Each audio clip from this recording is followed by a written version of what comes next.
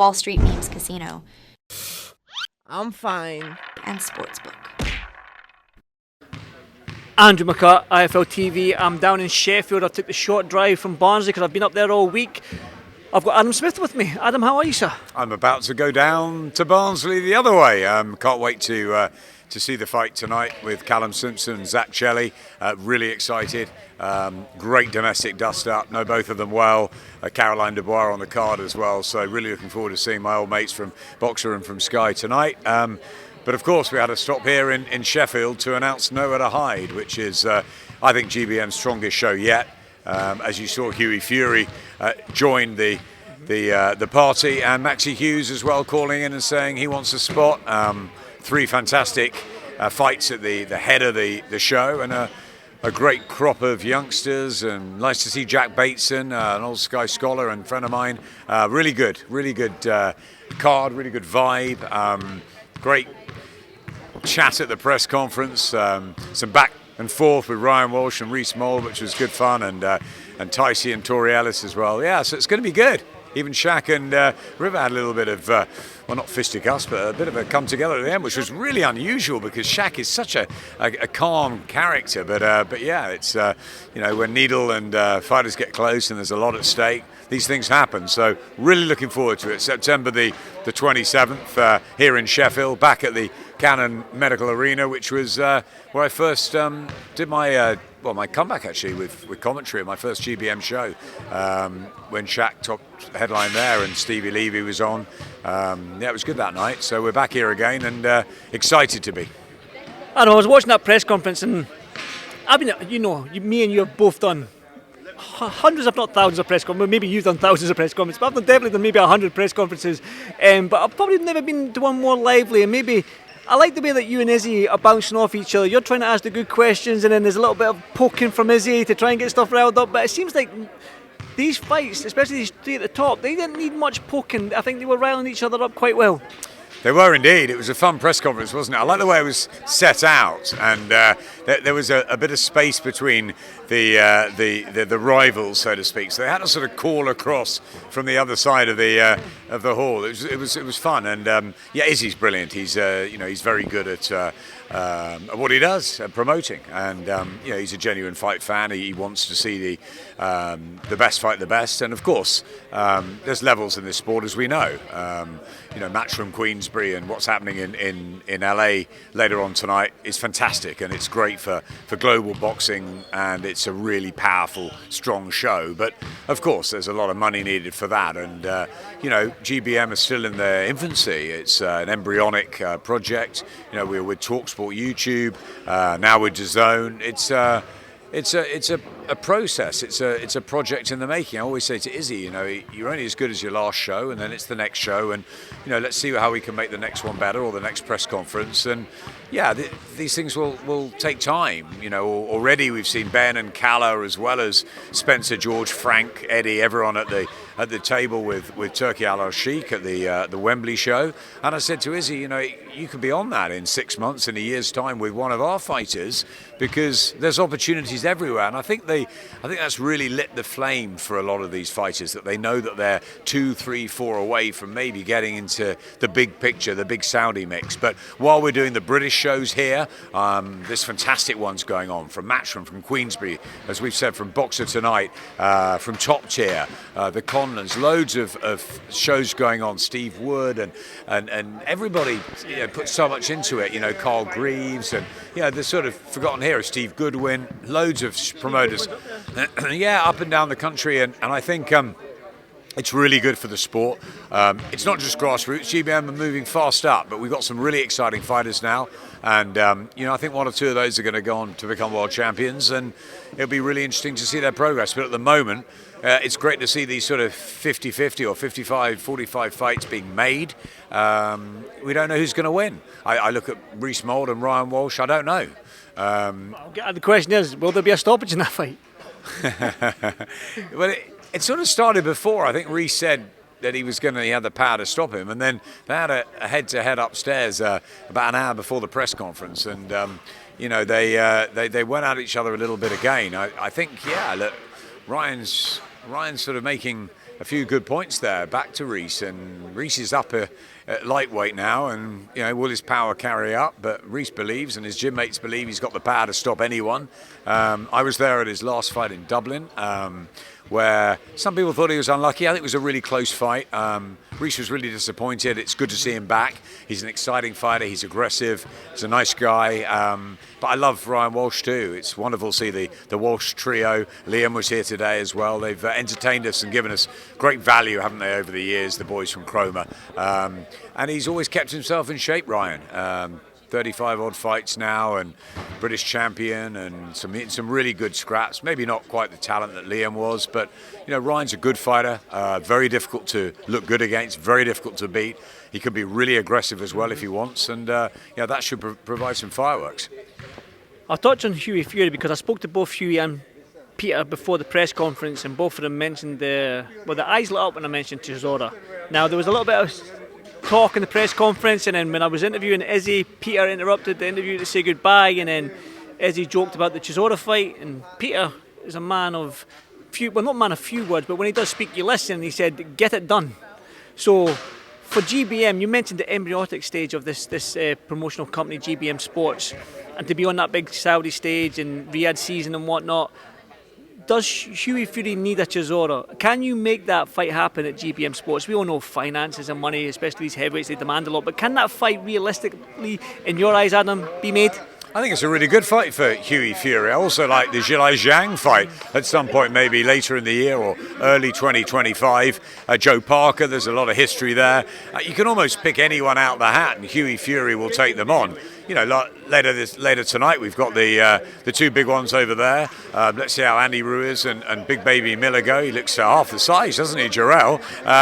That's still big though. He's still 305 pounds. Still enormous. Andy Ruiz, always been a big admirer of, and we all know he partied a little bit too hard after the first monumental AJ win. So it'd be good to see them back. Really intrigued with Martin Bakole and Jared Anderson. Have they made a big mistake? No one seems to want to fight Bakole, or no one looks good against Bakole, but then they're saying Jared Anderson's the big hope and the future of heavyweight boxing. So that's really interesting.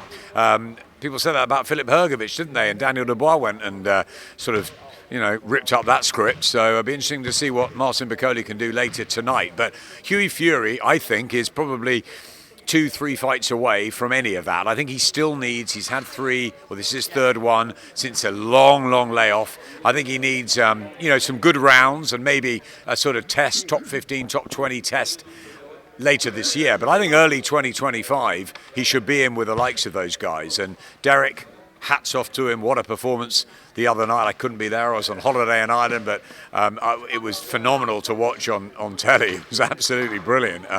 Joe Joyce as well. I messaged both of them straight afterwards. Joe put so much into it too. Derek was, it was just unreal, wasn't it? And he wants another couple of fights. Johnny Fisher's being talked about, which would be great, obviously, for Johnny and for his family and for Matchroom. Everyone seems to want the Chisora fight now. Hughie Fury and Chisora is a great fight. Can it be made? Finances, obviously.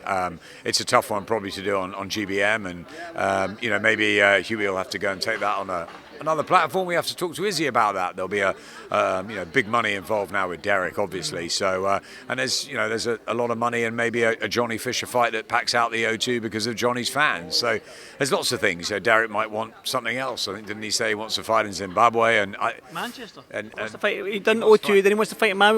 He wants this fight to be in Manchester, and then he wants to fight in Africa for his last fight. Yeah, well, I love Derek. I don't want Derek to go on too long. No one does. And you sort of think, why is he carrying on? And then he puts in a performance like he does the other night. He is, he's a pretty special character. He's a special character. It was great. But I tell you about that night, which was a terrific night as well. What a reception Alexander Usyk got. Oh, I wish I'd been there. That was wonderful. Wonderful. Everybody loves Usyk, don't they? The British fight fans.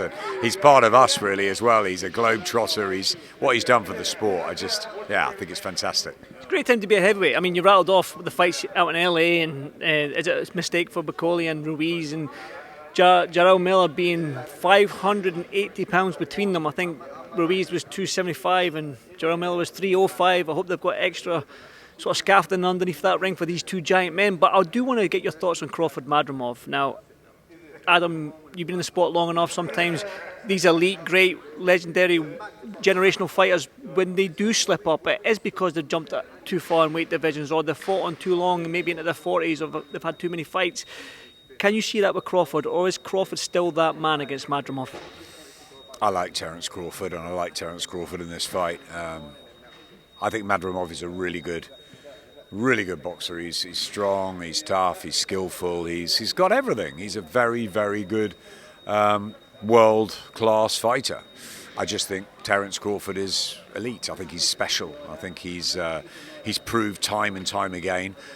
He's adaptable, he's clever, he's powerful, he's got a brilliant defence, his feet are fantastic.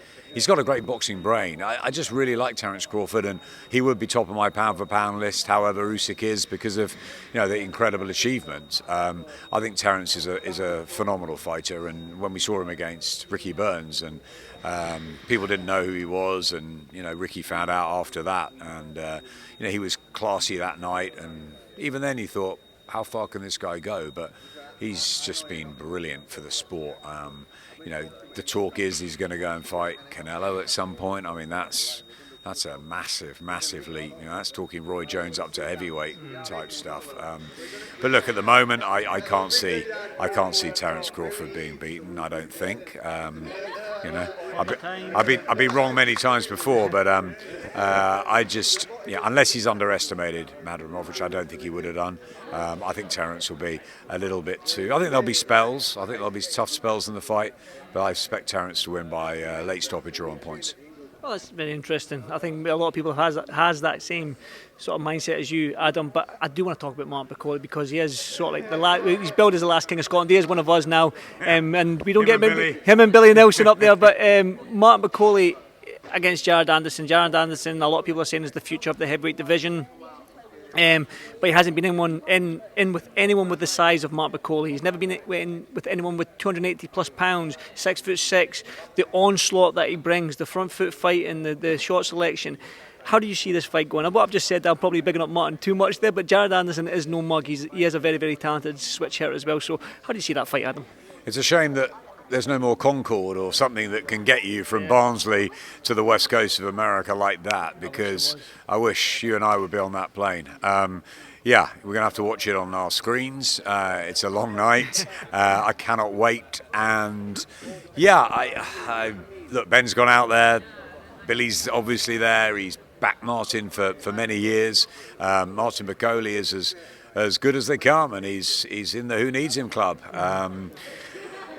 I like Jared Anderson. I think he's very good. Is he great? I don't think he's proved that yet, by any stretch of the imagination. I think he's got a long way to go. We've seen fighters built up, and then they get in with someone who's just a little bit of a toughie and just an obstacle that they can't get through, and they level out a bit. I don't know is the answer. I really don't know. They believe in Jared Anderson. They believe he's going to be the next world heavyweight champion, and the big thing from the States. They may be right, but if he does a job on Martin BAKOLE, then wow, yes. But Martin BAKOLE, if he gets in this fight and gets comfortable, I think he could make life really difficult for Anderson. And he could become a nightmare for Jared Anderson, as he has with so many other fighters. I was talking to Tony Yoka the other day. I mean, just loads of fighters that have been in with him, and they think he's easier than he is, and he's just a handful. He's a handful. He's sort of a rotten handful in the nicest possible way. And Billy knows what he's got with him. He's got a fighter who, in his own right, could become a world heavyweight champion. Maybe an unlikely one, but could do. Ben Shalom believes in him. They're out there to win this. It would not surprise me if Martin BAKOLE upsets the apple cart. But Jared Anderson is in the States. He's being backed. They believe it's the right match. I've heard Turki Al-Sheikh come out and say the same thing. So, they're very confident of their man. It's a great fight. Let's hope the styles gel, because Martin can be in some stinkers. He can be in some good ones. You never quite know. I want the styles to gel. I want it to be a really good fight. And it will tell us a huge amount about Jared Anderson. We know about Marcin Bakole, but it'll tell us a lot about Jared Anderson tonight. I'm looking forward to it. Definitely. Well, we've got to get back up to Barnsley if we're going to catch this show, this Zak Chelli versus Callum Simpson. But Adam Smith, it's always a pleasure to see you, my friend, and I'll see you in Barnsley. Definitely. Thank you. Wall Street Memes Casino I'm fine. and Sportsbook.